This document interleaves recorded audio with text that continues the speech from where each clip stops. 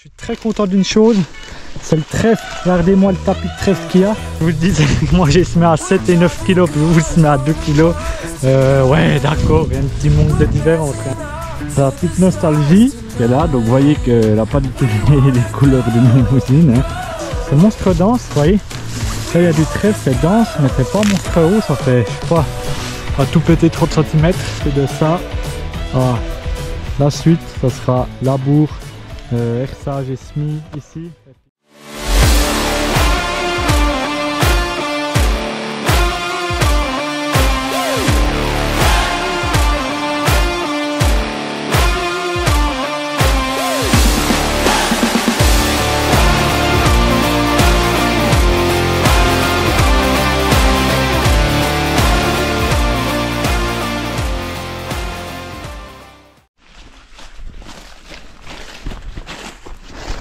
Bon tout le monde, je vous reprends aussi dans cette vidéo. On veut vite regarder, je suis vite venu voir le colza. Donc septembre, on est un peu plus qu'un mois, non on est un mois après, ouais un peu plus qu'un mois, on est 6 semaines après le semis. Et puis étonnamment, alors je suis très content d'une chose, c'est le trèfle. Regardez-moi le tapis de trèfle qu'il y a. Et donc c'était du labour, donc techniquement ça doit être propre. Mais ce qui repousse pour le moment, c'est que le trèfle, c'est ça qui est joli. Le trèfle, le colza, vous voyez qu'il est bien implanté, il a 2, 4, 6 feuilles, 6 à 8 feuilles. Donc il est bien.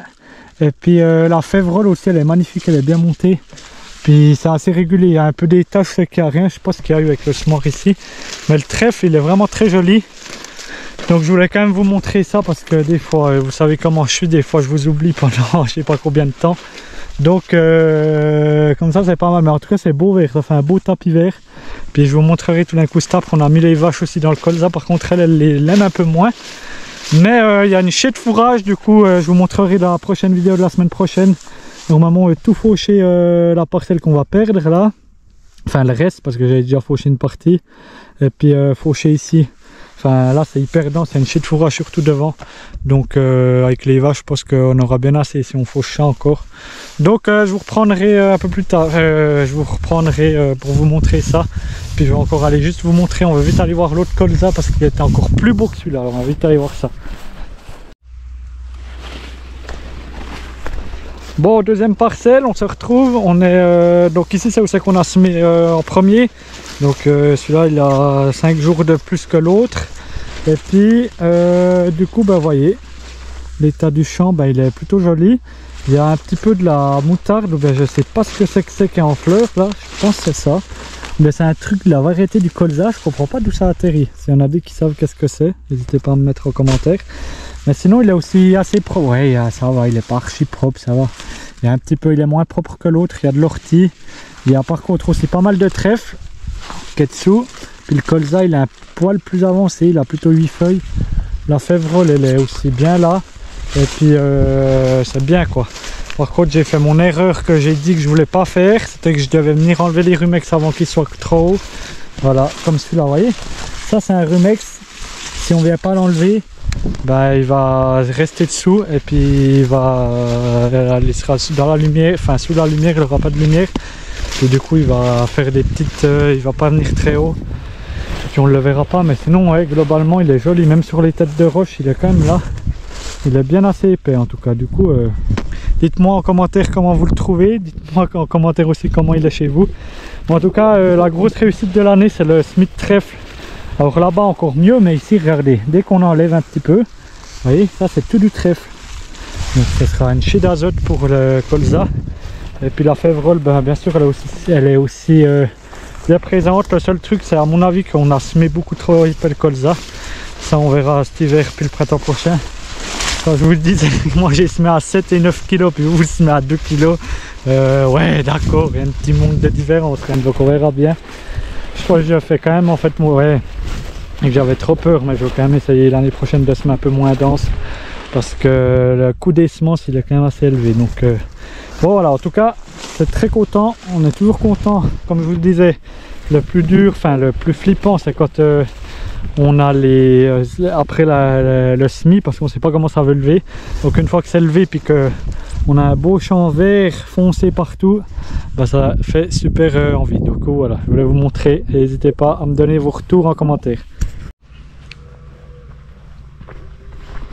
Bon, le lendemain matin qu'on se retrouve, il est 8 h, là il y a mon oncle qui est en train de déplacer les bêtes avec mes petits cousins. Je crois que ça va pas trop mal, elles sont vite enragées, je pense qu'elles ont bouffé, mais la colza elles ont pas trop bouffé quand même.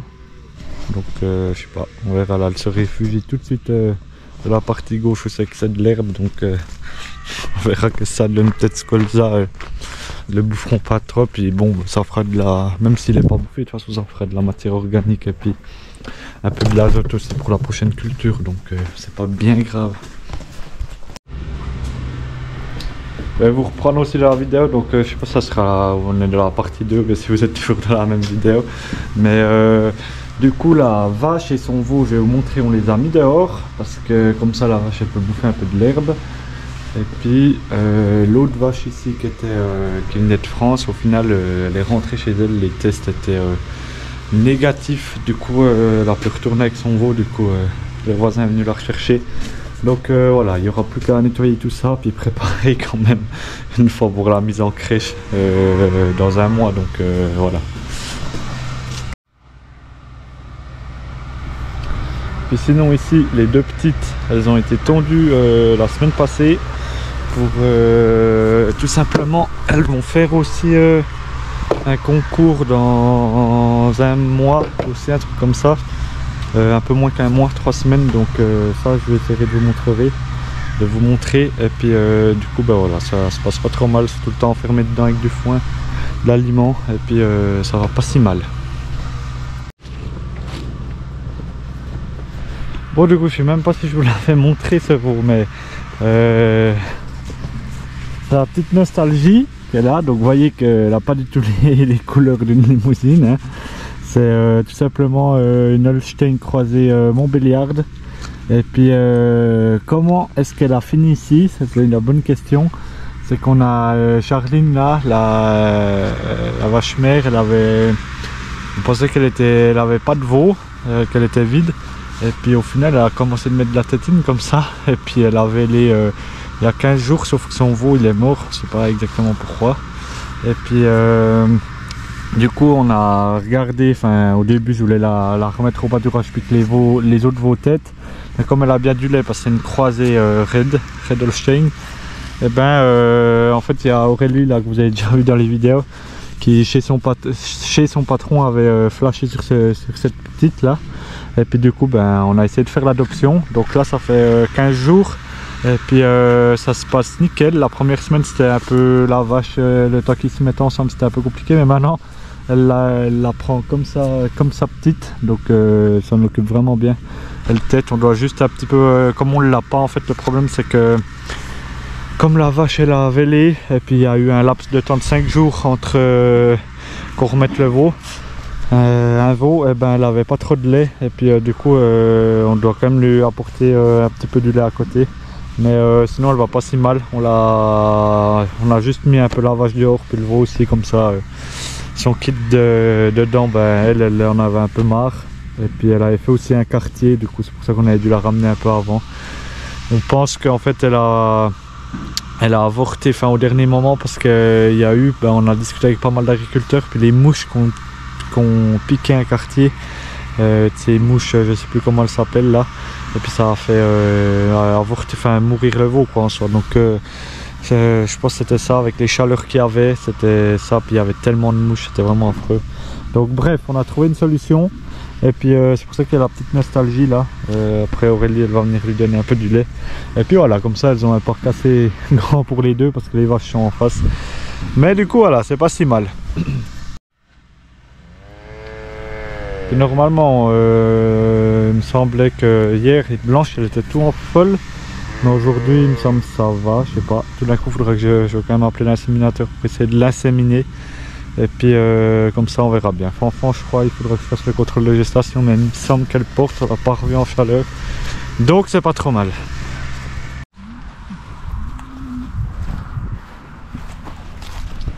Bon, on se reprend en fin de journée, je veux quand même encore venir vous montrer un peu les limousines. Je ne vous ai pas trop montré depuis un moment, donc elles sont en face de la route. Mon oncle il les a passées vendredi matin, puis là on est dimanche soir. Donc on a séparé enfin on veut les redonner en 3 parties. Ce matin on leur a ouvert. Vous voyez que c'est bien bouffé ici. Et puis je voulais aller voir parce que le colza n'est pas une trop grande réussite pour bouffer, parce qu'elle ne bouffe pas tellement que ça. Mais bah voilà, du coup il y a pas mal de monde. Je sais même plus combien il y a de bêtes. Il y a 35 trucs comme ça je crois. Donc voilà, il y en aura quelques-unes, bah, on en reparlera plus tard, mais enfin pour la mise en crèche, il faudra en vendre un petit peu. Mais voilà, sinon ici où c'est que j'ai bien fait d'attendre une semaine, parce que le trèfle, ben, il a bien poussé, vous voyez, il est tout beau. Donc je vous dis qu'en tout cas le trèfle elle le bouffe en ordre quoi, ça y est, pas tellement de problème. Par contre c'est le colza, je me demande si c'est parce qu'il est déjà un peu trop grand, il a quand même cette amertume à la fin. Si on mange un peu une feuille de colza, à la fin il a un peu d'amertume. Puis elle le bouffe pas trop, elle croque un petit peu les feuilles, mais c'est pas ce qu'elle préfère. Donc voilà, c'était pas concluant. Mais bon voilà, vous voyez ce qu'il reste. Hein. Il en reste pas mal, on pourrait presque le laisser pour redonner du colza. Non mais voilà, elle piétine un peu dedans, elle en bouffe vite fait un peu, mais pas grand chose. Donc voilà, au pire, de toute façon ça va pas être grave. Hein. Si on reste, bah, c'est pas grave, ça ferait de la matière organique pour le sol quand on labourera. Donc voilà, donc le but, je pense qu'on va les laisser, je pense que ça va aller jusqu'à mercredi. Après ils vont les déplacer et puis on labourera ça le week-end prochain pour pouvoir semer dans la foulée de l'épeautre ici, du blé à côté, et puis voilà. Mais sinon les veaux ils grandissent bien, ils vont bien, je vous assure que tout va bien. Les vaches ça va aussi, ça refait du bien qu'on les mette à l'herbe. Il y a de nouveau un peu du lait je pense. Mais voilà, du coup je voulais vous montrer ça. On va aller voir un peu plus haut, c'est qu'on avait semé en premier le mélange, comment ça donne, et puis comme ça on est pas mal. Je sais pas si vous voyez comme le colza là il est dense. Je sais pas ce qu'il y a eu, parce que j'ai l'impression qu'en haut en fait c'est presque mieux battu qu'en bas. Pourtant soit il y a 2 hypothèses, soit au battage ça a été moins bien, mais pourtant ça devait être que mieux. Et puis la deuxième solution c'est que comme il y avait eu un orage peu avant la récolte, je me demande si c'est pas ce qu'on a perdu, parce que j'étais quand même un peu déçu du rendement en bas, parce que je me suis dit que on voulait faire plus qu'en haut en soi, puis on a fait moins. Donc ouais, moi je pensais ça, vu combien il y a de colza là. Donc voilà, ma foi c'est comme ça. Ça c'est la toute première qui est née, c'est Lily. Ce printemps, elles sont belles, hein, elles viennent belles les bêtes. En plus on leur met un petit peu de concentré au mâle, du coup ils deviennent vraiment pas trop mal quoi. Et les genisses qu'on va aller aussi un peu plus tard, elles sont belles, elles me plaisent bien, elles ont une bonne taille maintenant, elles viennent bien, elles ont du coffre quand même, elles sont... Ah, c'est agréable à regarder ça. Bon, puis ici du coup on est dans la première partie, et en effet là ce qui a été semé le 22 juillet si je dis pas de bêtises. Oh, je crois que c'était le 22, je sais plus, bien dans ces eaux là 25. Et ben le raiggras qui était dans le mélange, vous voyez il a épié. Donc là c'est déjà presque trop tard en soi, parce que les vaches elles le bouffent beaucoup moins bien une fois qu'il a épié. Mais bon voilà, on s'en fout un peu. Puis sinon le reste, le trèfle il est là. Mais il n'y a pas trop de hauteur, par contre c'est dense, c'est monstre dense, vous voyez.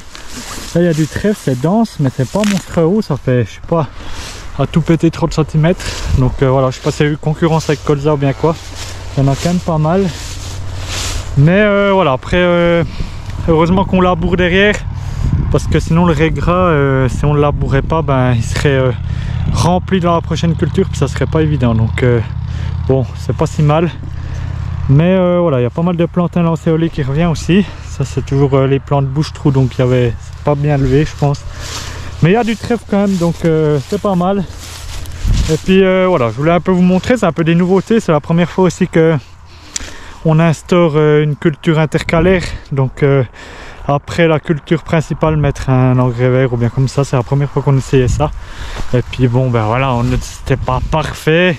On aurait peut-être dû un peu mieux travailler le sol, donner un coup de RSA disque avant de semer juste avec la rotative, parce que c'était un peu limite quand même au niveau de la préparation du sol. Mais c'est des choses à apprendre, puis comme ça avec les vidéos je m'en souviendrai pour les prochaines années.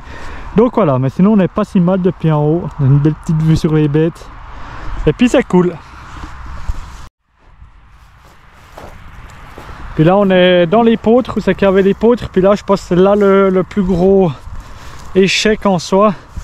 Tout simplement parce que à mon avis le travail du sol j'ai pas assez travaillé quand même. À mon avis c'est pas folichon de juste semer un mélange comme ça après une céréale. Il n'y a pas assez de travail, juste donner un coup de rotatif puis semer, c'est pas assez bien. Je pense qu'on aurait dû donner un coup d'air sadique juste avant, je pense, pour déjà un peu mélanger le sol, préparer. Ici il n'y a vraiment pas grand chose. Il y a beaucoup d'épeautres qui ressortent quand même, mais ça va, c'est acceptable. Mais le trèfle il est là, mais il se bat un petit peu, il est un petit peu petit. On voit la structure du sol, elle était un peu grosse pour semer, mais voilà. C'était un essai, voilà, c'est un truc qui coûte vachement cher. J'ai mis un peu beaucoup d'argent là-dedans. Mais voilà, c'est une chose qui arrive. Et puis voilà, je regrette pas, on aura quand même mis une bonne semaine les bêtes, je pense en tout. Enfin presque, du coup c'est pas mal, il y avait quand même un peu de l'herbe, ça valait quand même la peine de barrer. Ça fait aussi des éjections, ça fera un peu de l'azote, matière organique pour la suite, donc c'est pas si mal. Bon voilà, je voulais vous montrer encore un petit peu ça. J'ai été un peu long, mais voilà, je pense que c'est intéressant pour certains.